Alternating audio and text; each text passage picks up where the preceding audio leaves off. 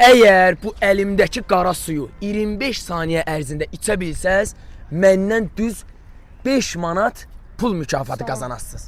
Əleyküm salam. Mən orucam, içə bilmərəm. Sən orucsan, Allah qəbul eləsin. Mən oruc deyiləm. Sənin baxıram bədənin maşallah yekədir. Niyə oruc tutmursan? Dərman içirəm ona görə. Allah şəfa versin. İçə bilərsən? Bəli. Buyur. Saniyəni başladım. Hazırsan? Hazıram. Başlayaq. Vaxt getdi.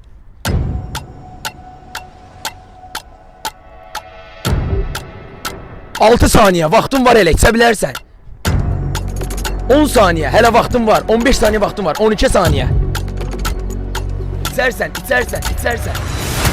Davay, az qaldı. 19 saniyə, 5 saniyə qaldı. Hə, yoxla. Təəssüf ki, 25 saniyə qara suyu içib qutara bilmədi.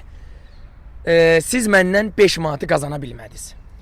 Amma başqa cür qazana bilərsiniz. Məni hansısa sosial şəbəkədə, Instagram olsun, TikTok olsun, YouTube olsun, takip edirsiniz. Takip edirik, Takip edirik. TikTokdan takip edirəm mən. TikTokdan takip edirsiniz. Amma telefonumuz yoxdur üstümüzdə. Dəqiq takip edirsiniz. 100%. Mən sizə inanıram. İnan. Siz 5 manatı belə qazana bilmədiniz. Məndən düz 1 manat pul qazandınız. 50 qəpik sənin, 50 qəpik sənin. Oruc açandan sonra yeyib içib kef eləyərsən. Get dönər al, ayran al, yeyib kef elə. Buyur. Halal xoşun olsun. Öpürəm sizi.